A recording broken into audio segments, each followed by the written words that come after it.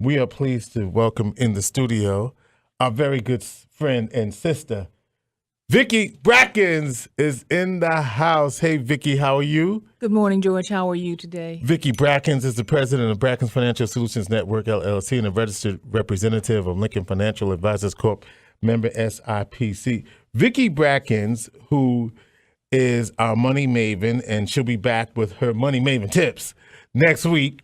But Vicki Brackens, as you know, was named one of the 25 most influential Black women in America, not in New York, not in Syracuse, New York, but in America, by the Network Journal.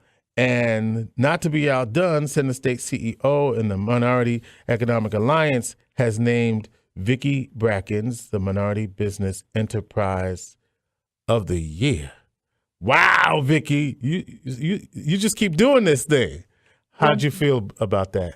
Well, George, of course, when I heard that Center State CEO and UMEA, Upstate Minority Economic Alliance, had awarded Brackens Financial Solutions Network as the Business of the Year for the minority-owned businesses, I was, of course, pleased, shocked, overwhelmed, and I'll tell you why. This is not an award that you win solely. Mm-hmm. It's not about just Vicki. Of course, you know, I have to say that the blessings that I've had throughout, okay, as far as the blessings of God and my family and my spouse Earlene, and the community and my team, all of us rolled together. We're part of that award. But when you get awarded something at home, after you have toiled in a community or recognized that way at home.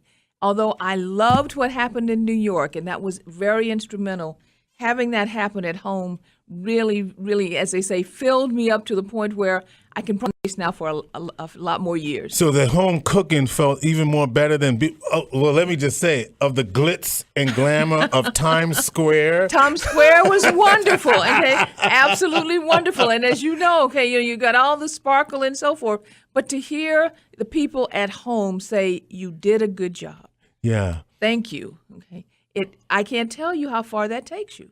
It really does. So I am very pleased and honored that happened, and I thank everyone that's been involved in supporting Brackens Financial Solutions Network for all these years. You know, it's amazing, Vicki, and you have been in the financial industry for a long time. A little bit about you. How did you decide on this course of action for your career? You know, I began my career back in, and I know these math people, I got Devin sitting over here, and he's going to figure this out now. But I started my career in 1987. And it was really out of the suggestion of my college roommate's father. Yeah, okay. Who was one of the earliest recipients of the Chartered Life Underwriter, Chartered Financial Consultant designation out of the American College. And Mr. Evans actually, had done a couple of other things in my life at that point in time. He actually said that, I believe, Vicki, this is your calling. So it was, it put a spark in there, and I turned around and went back to school and got involved with doing the things that were necessary to become trained in this industry. But it really was because someone in my life pointed me in the right direction. And so you found your affinity for numbers, and you grew up where?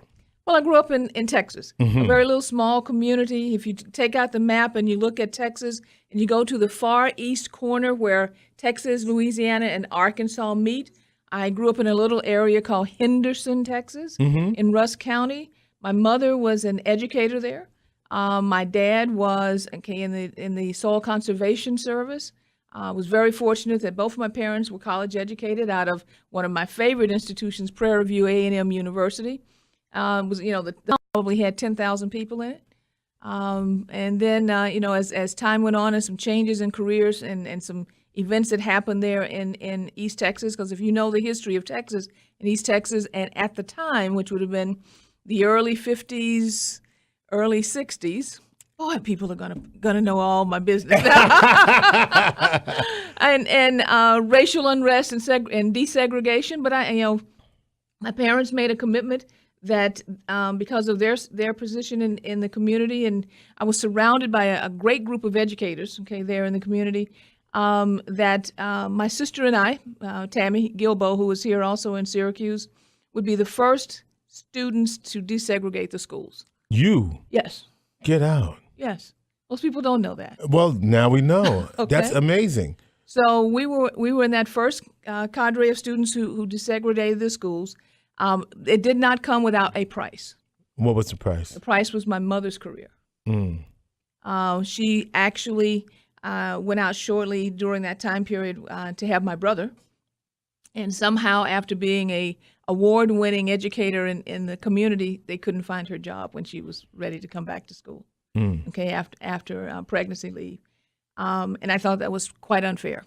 And what people don't realize that these are the tactics that were used against families to intimidate them from asserting their full rights and protections guaranteed under the Constitution of the United States of America. That is These correct. are the things, right? So your mother, in some ways, is a big hero, putting herself out there for you. That is exactly right. So, because of that, and, I won't go into a lot of additional details, but I'm sure you can look at the framework. So thank you for saying that. My parents were also, along with some other of their close friends and educators, some of the first members in the African American community actually build homes and create a community. They all bought land together.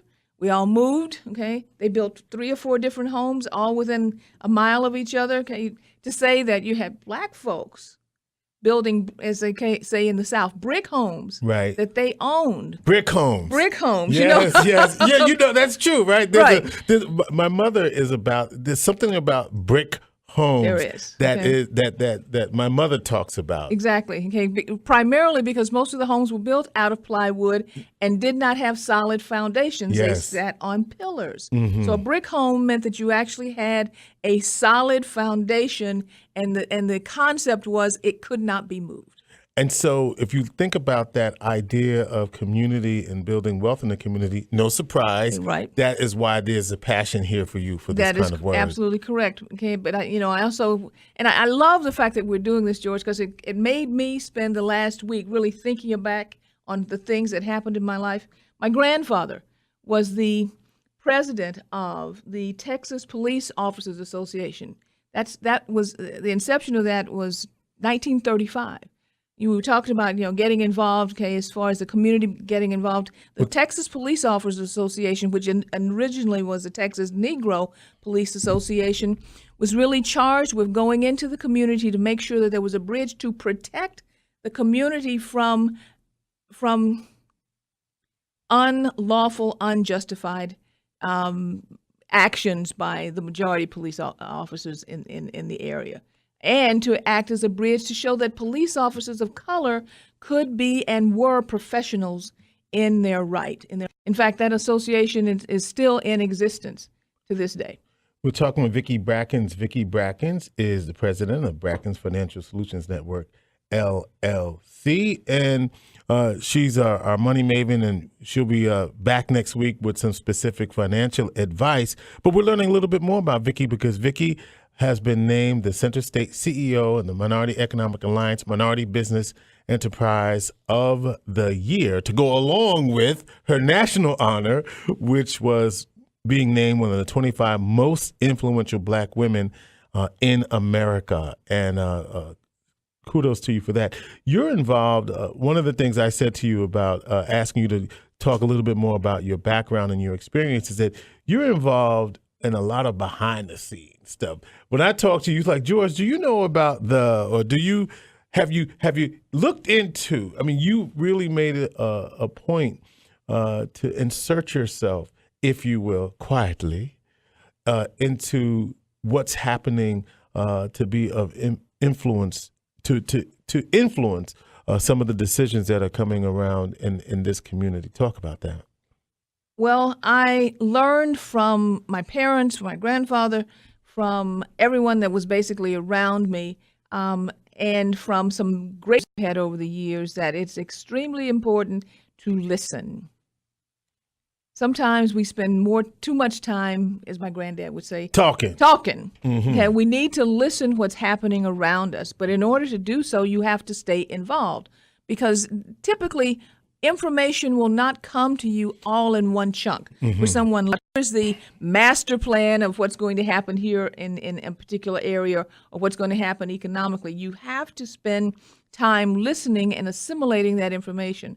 So I made it a commitment and a mission that, first of all, to always be open to as many voices as I possibly could, and to stay as involved as I possibly could within range of being able to have the energy to do so, and start to utilize one of the crafts that I found was my talent, which was assimilating things, looking at how disjointed pieces of information connect. Yeah. And then sitting in the middle of that connection and observing the individuals around me who would best be able to use that information and carry it forward. Because you can't do all things yourself. So you have to be open enough to allow others who have a particular passion or desire or the energy to move things forward, but need the information to do so. As a matter of fact, you talk about passion. We'll be talking with Walt Dixie shortly about him winning an award as well. But Vicki, back to you. And speaking of which, so you're very involved. Is it the Black Coaches Alliance? Well, I was. You okay? was, yeah. Okay, Black Coaches Association, and that really stemmed out of my relationship with Mariana Freeman. I don't know if you recall her. Your audience probably will. Former head coach at Syracuse University. She was, head coach for the women's basketball program. She was, at the time that we met and she became client, she was actually the vice president of the association and then became president. But the point was, we were having many conversations around wealth and the amount of wealth that flows through the NCAA system and the control that coaches have in particular as far as themselves and the lives that they are mentoring as far as their student athletes, yet there was not enough information being disseminated early enough that they could make solid decisions and not be led down paths that were going to be destructive for them. So, with the help of the firm that I was with at the time, which was Metropolitan Life, and 300 other African American advisors across the country, which I had to build a team and assemble them. We became the financial planning arm for the Black Coaches Association for about 8-9 years. Okay, changes in administration, things that happen in life, but it was very instrumental in at least laying a conversation and a framework that I still believe that they're following today. And we have you to thank for that. Talk with Vicki Brackens. Vicki named the Minority Business Enterprise of the Year by the Center State CEO Minority Economic Alliance, UMEA, right? Center State. You got so many syllables in this thing. Center State CEO, UMEA, right? And Vicki, what do you think is a contributing factor to the success that you have had and advice you have for others? I mentioned it briefly earlier, but I don't want to understate this. I have been blessed highly, and I cannot stop and really say exactly how much God has blessed me. Okay, but my family, the team, the community, my spouse Erlene. All of this rolled into one great component, but then I have some milestone mentors that have actually love it. Milestone mentors who have actually turned the ship at the right time at different times in your your life. Okay. I love that because a lot of times we don't we may attribute it to one thing, but you said no. I have various different people in my life that help to influence. So I mentioned my mom and my family. That was always there as the foundation. Right. But then I had, you always have somebody in your family that you call them a relative, but they're really not a relative. And it was my Aunt Yvonne, who was Dr. Yvonne Ewell, who was there in Dallas, who was actually my mother's college roommate. Yeah. She taught me, along with observing Barbara Jordan, the power of words. Yes. How to actually use words to communicate and influence. And so early on in my life, you ask about my community. The there in Henderson, which is just on the side of Marshall, Texas, which, the movie that was written, The Debaters. Great Debaters. The Great Debaters, that is my community. So I grew up in an environment where words were really important. The second person was really, as I was coming through high school, Mr. James Gray. Unfortunately, he's deceased. But I was in the marching band. What? Yes, I was. We just learning all kinds of stuff about you. But what did you do? Now I played the flute. You were a flute. I'm a flautist too. No way. Get out of here. Look at look, this is discovery. Okay. I didn't know you were a flautist. Yes, sir. Okay, all city. Okay, Yes. I really enjoy, but that changed my shyness to be part of the marching band because I ended up being section leader in all city, and he pushed me. Yes. He pushed me in ways that made my level of confidence change. Yes. Then, as I was coming out of went to college, high school, college, all those types of things, graduated University of Houston. I got involved a little bit in politics at that point in time with Mickey Leland. Okay, so in the campaign, so it Congressman from Houston, from Texas, from Texas. Okay, Yeah. so that changed. But here's one of the biggest ones. As I was going through my career, you have to learn that not only do you have to have a technical expertise, we are all 100%. Your guest here, okay, Devin and Shibori, everybody in the world is involved in sales. Yes. In order to be involved in sales, which is really just learning how to motivate people, you've got to develop a marketplace. And in developing a marketplace, you need to understand business development. So the person who turned me one time was there in our public relations department and in the corporate sector, which was Teresa Robinson. Mm-hmm. And she really showed me behind the scenes what it meant to do business development. And it changed how the business was starting to grow. Another person who she will not know who I am, who really impacted me though, she led a workshop there at Cheyney University as part of the African American Advisors Conference about 10, 15 years ago. Carla Harris. In fact, I will tell everyone, get her book, Carla's Pearls, because she explained the difference between a mentor, an advocate, and a friend. And we sometimes don't actually understand that we have to separate those. Because the advocate is the person who can go into the boardroom, who cannot know your dirty laundry. He can believe only that you are the greatest person in the world. But she told me and taught me some things about how to properly use people of influence in my life. And then there probably in the last 10 years, as far as the things that are happening here in the local area, and it's hard for me to say this, not because I don't believe it, but it's just hard when I have to think about her. Sandra Towns. Okay, I think you were there. Okay, for her service, and I said that she was she knew how to move through a community quietly to move the needle, and her counsel, and as far as conversations that we had over the years, really made a difference. I think that as we think about your legacy, Vicki, a lot of people will be having you on their list of milestone mentors for people who have influenced them and changed them. And so we just want to say to you, we're thankful, we're grateful, and we know you're not an overnight sensation.